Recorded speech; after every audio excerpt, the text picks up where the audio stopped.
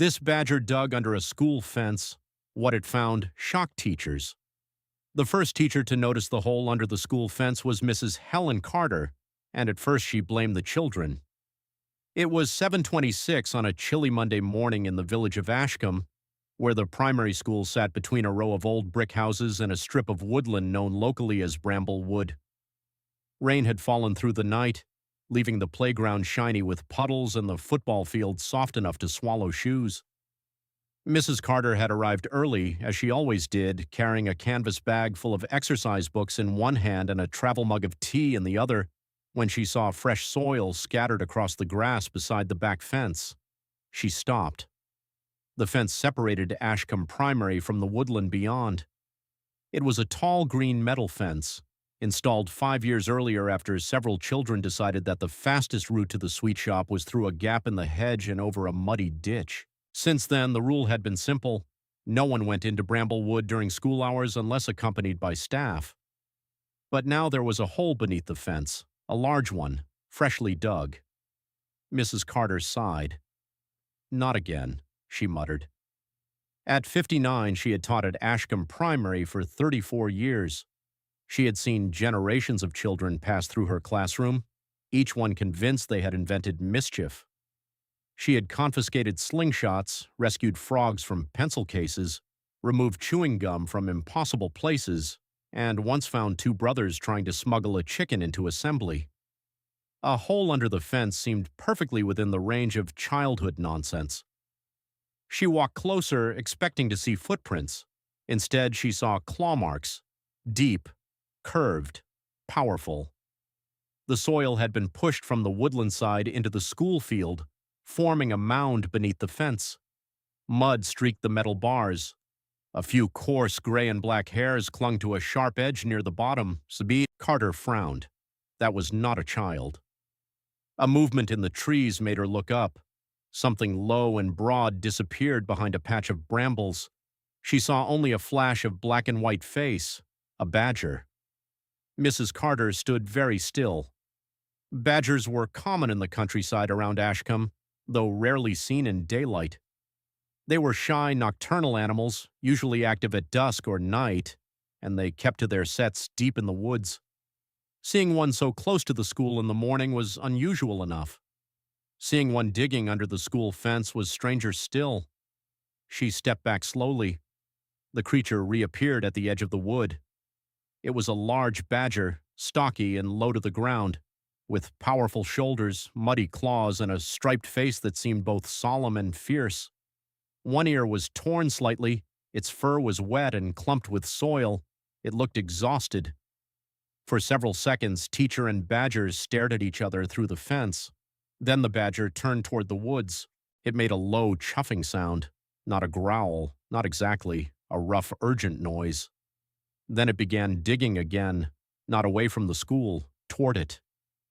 Mrs. Carter's first thought was that the animal might be sick or injured. Her second was that children would begin arriving in less than 20 minutes. A frightened badger trapped near a playground was dangerous, not because it was evil, but because fear makes any wild animal unpredictable. She pulled out her phone and called the head teacher. "Mr. Lewis," she said when he answered, "we have a badger under the back fence." There was a pause. "A badger?" "Yes." "Inside the school grounds?" "Not yet. It is trying." Another pause. "Of course it is." By 7:45, the school was in what Mr. Lewis called controlled confusion, which Mrs. Carter privately considered too generous. The back field was closed. The children arriving early for breakfast club were redirected through the front entrance. The caretaker, Mr. Graham, stood near the playground gate holding a broom as if prepared to negotiate with wildlife.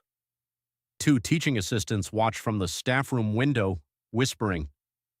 Mr. Lewis arrived at the fence wearing a raincoat over his suit and the expression of a man who had expected Monday to be difficult but not zoological. The badger was still there.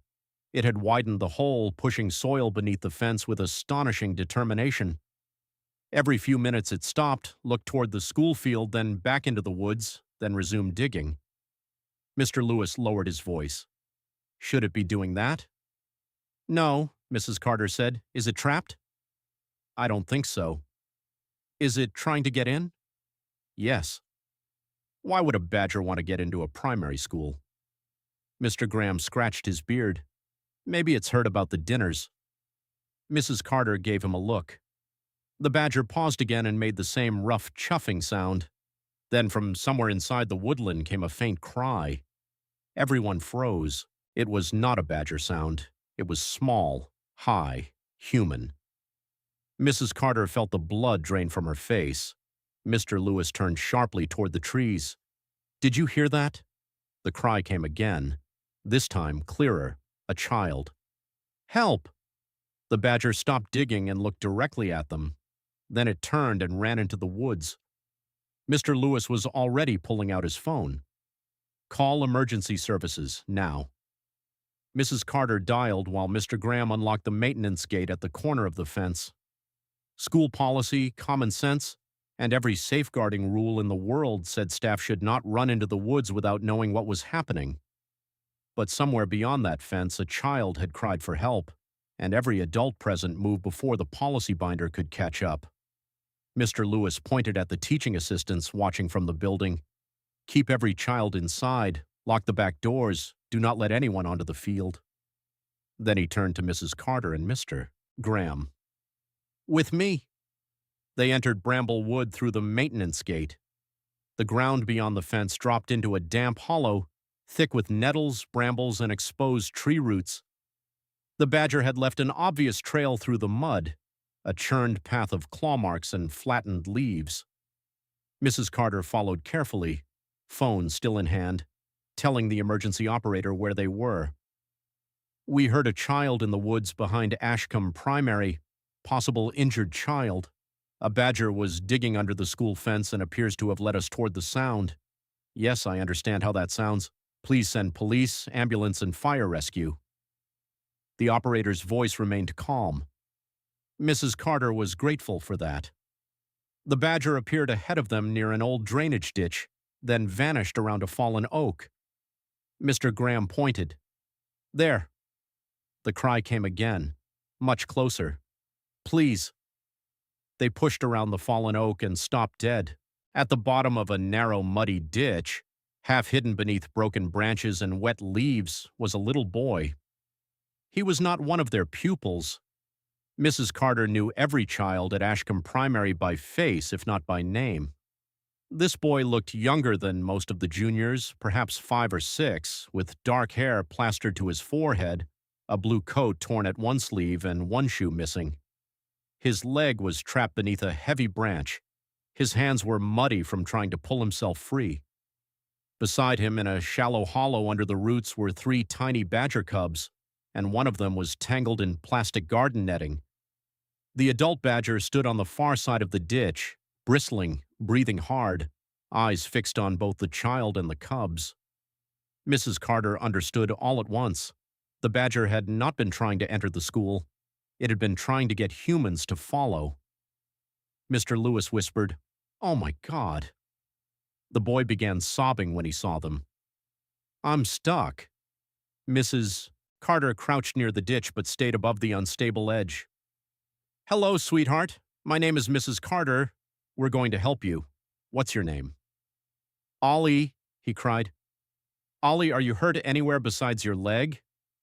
"My leg hurts. I want my mom." "I know. Help is coming. You're doing very well." The adult badger made a low growl. Mr. Graham stepped back. "Easy, easy." Mrs. Carter lifted a hand. "Don't go closer to the cubs." The scene was frighteningly delicate. The boy was trapped. The cubs were trapped too. The adult badger was distressed and protective. If anyone climbed into the ditch without care, the badger might attack. If they scared her away, the cubs might be abandoned. If they tried to lift the branch wrong, Ollie could be injured worse. Mr. Lewis spoke quietly into his phone now, updating the operator. "We have located a child trapped in a drainage ditch behind the school. Also badger cubs nearby, one tangled in netting. Adult badger present. We need wildlife rescue as well." The operator asked if the child was in immediate danger. Mr. Lewis looked at the sky. Rain clouds were gathering again. The ditch already held trickles of water from the previous night's storm. If rain returned, it could fill quickly. Yes, he said. Immediate danger. Ollie sniffed and looked toward the cubs. I tried to help them. Mrs. Carter's heart tightened. What happened, Ollie? He wiped his face with one muddy sleeve. I heard crying. I came through the trees. The little one was stuck. Then I slipped. The branch fell. Mrs. Carter glanced toward Mr. Lewis. A 5-year-old boy had entered the woods alone before school, heard badger cubs crying, tried to help, and trapped himself in the process. How did you get here? She asked gently. My dad's van, Ollie whispered. He stopped by the shop. I saw the badger. Mrs. Carter felt cold. There was a small convenience shop on the road beyond the woods. If Ollie's father had stopped there and the child had wandered after the badger, no one might know where he was yet. The woods, the ditch, the brambles, the school fence. It would be easy to lose sight of him in minutes. The adult badger chuffed again. One of the cubs squeaked from the root hollow. The mother badger turned toward them, frantic. Mrs. Carter looked at the plastic netting around the smallest cub. The netting was the green kind used in gardens, often discarded after protecting vegetables or fruit bushes. It had wrapped around the cub's body and one front leg, pinning it near the roots. The other 2 cubs pressed close beside it, frightened and cold. The badger mother had likely tried to dig them free. When she couldn't, and when Ollie became trapped too, she had gone to the nearest human place, the school. By the time the first police officer arrived, every adult at the scene was soaked and tense. Officer Priya Shah came through the woods with 2 firefighters and a paramedic behind her. She took one look at the ditch and radioed for additional support. Child trapped, wildlife complication, unstable ditch, possible flooding. Keep school on lockdown from rear grounds. A firefighter named Ben Walsh assessed the branch pinning Ollie's leg. We can lift it, but the bank may slide. Need cribbing and a rope line. The paramedic Sarah Mills crouched near the edge. Ollie, can you wiggle your toes? The boy tried, then cried, a little. Good, that's good. The adult badger growled when Ben moved closer. Officer Shaw held up a hand. Nobody approaches the cubs until wildlife rescue arrives.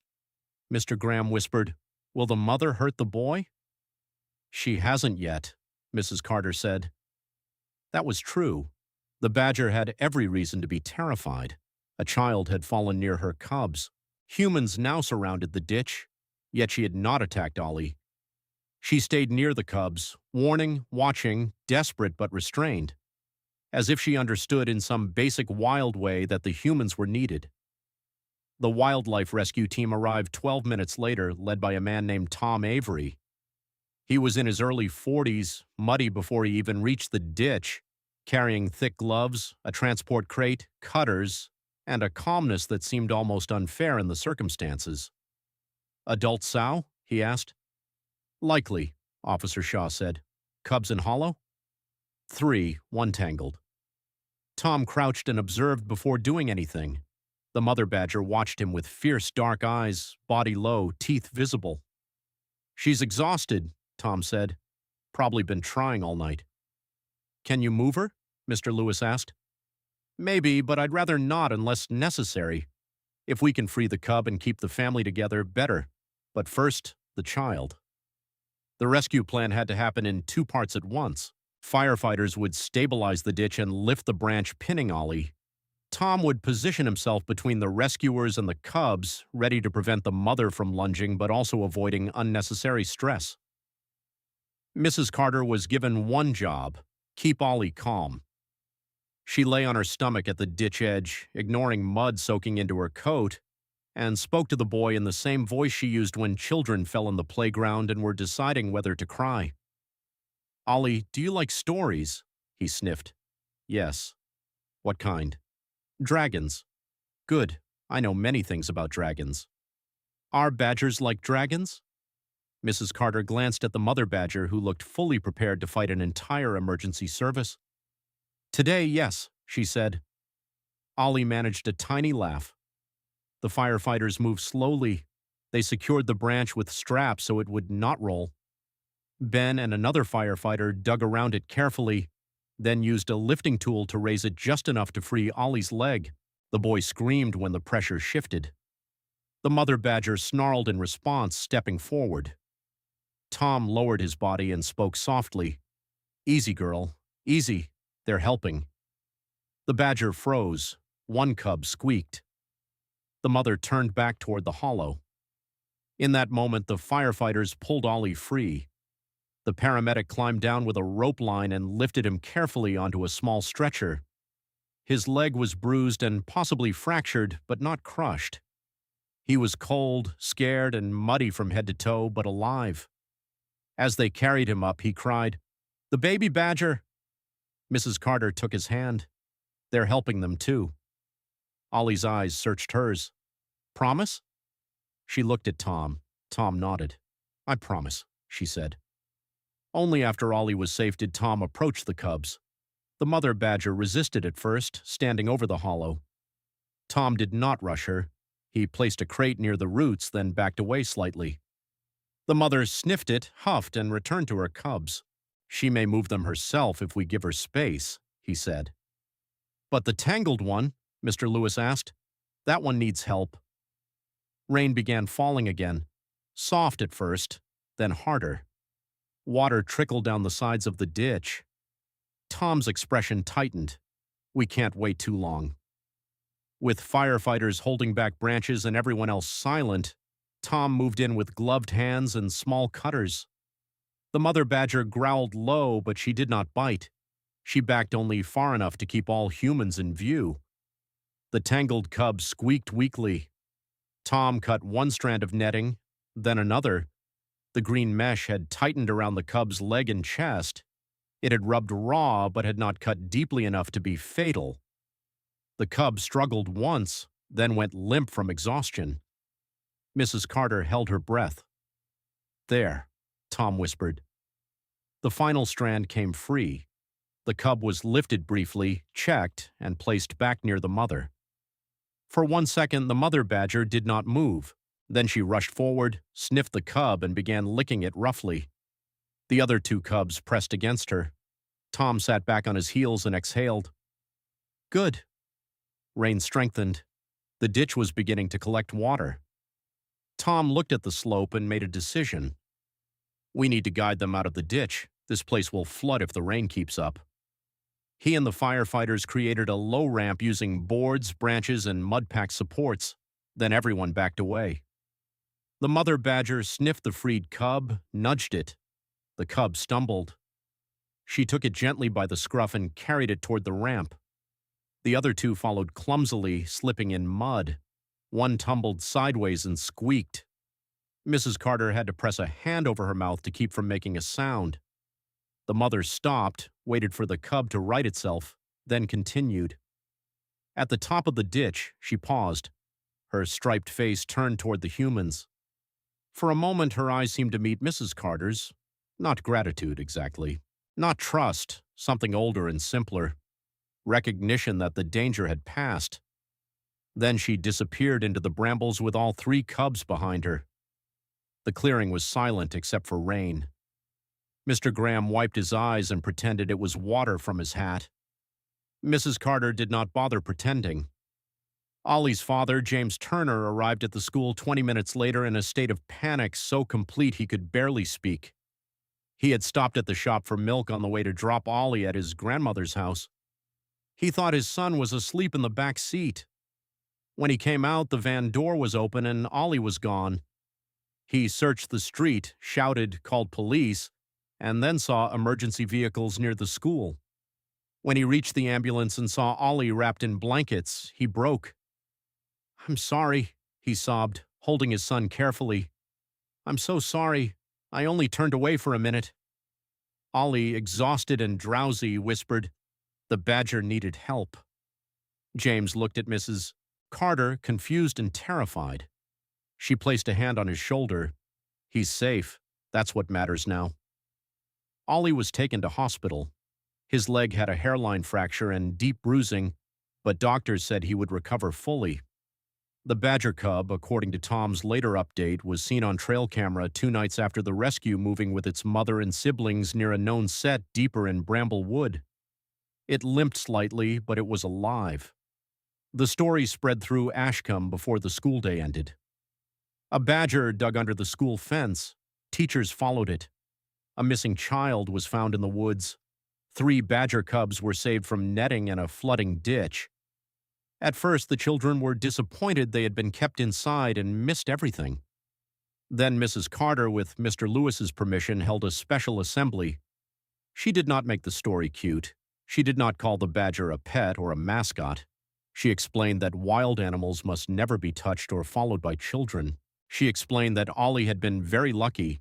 She explained that plastic netting, litter, and unsafe garden materials could trap animals. She explained that adults had followed because they heard a human cry and called trained rescuers. Then she showed them a photograph Tom had taken of the green netting removed from the cub. The hall went very quiet. A girl in year 3 raised her hand. "Did the badger know to come to school?" Mrs. Carter paused. "I don't know what the badger knew," she said, "but I think she knew her babies were in danger, and she knew humans were nearby." Another child asked, "Was she brave?" Mrs. Carter looked toward the windows facing Bramble Wood. "Yes," she said, "very." By the end of the week, Ashcombe Primary had changed. The hole beneath the fence was repaired, but not simply filled. Mr. Lewis worked with Tom Avery and a local wildlife group to create safe wildlife passage areas away from the playground so animals would not become trapped against the fence. The school organized a wildlife safety day. Parents brought in old garden netting, plastic rings, broken wire, and other hazards to be collected and disposed of safely. Children made posters warning people to check for animals before cutting grass or clearing brush. The poster that won first prize showed a badger standing in front of 3 cubs. Underneath, in careful handwriting, it said, "Small things get trapped when big people are careless." Mrs. Carter kept that poster in her classroom. Bramble Wood was inspected by volunteers. They found more discarded netting near old allotments, a rusted bucket that could trap small animals, and several holes along the ditch where children had clearly been crawling through the hedge over the years. The village council installed safer barriers near the ditch and posted signs explaining why the woodland edge mattered for wildlife. Ollie visited the school 2 weeks later with his father. He walked with a small boot on his injured leg and held a handmade card for Mrs. Carter. On the front, he had drawn himself, the badger, and 3 cubs. The badger was about the size of a horse and had a cape. Mrs. Carter loved it immediately. Inside, it said, "Thank you for helping me and the baby badgers." James Turner stood beside him, eyes full. "I don't know how to thank you," he said. Mrs. Carter shook her head. "Thank the badger. She got us moving." James gave a shaky laugh. Ollie looked toward the back windows. "Do you think she remembers me?" Mrs. Carter crouched carefully to his level. "Maybe not the way you remember her, but I think she remembers keeping her cubs safe." Ollie nodded seriously. "That's good," he said. In the months that followed, the badger became part of school legend. Not a pet, not something the children were allowed to approach, but a symbol. They named her Bramble, though Tom Avery reminded them repeatedly that wild animals did not need names. The children ignored this with the united confidence of the young. A trail camera set up by the wildlife group captured footage of Bramble and her cubs several times that summer.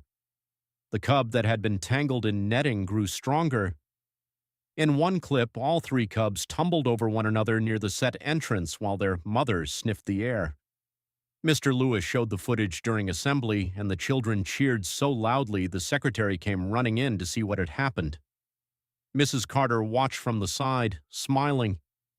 She had spent decades teaching children to pay attention, to books, to numbers, to each other, to the small difference between looking and truly seeing. Yet it had taken a badger at the fence to remind the adults of the same lesson. The woodland was not empty background. The fence was not just a boundary. The mud, the holes, the cries, the strange behavior of an animal in daylight, all of it was information, All of it mattered.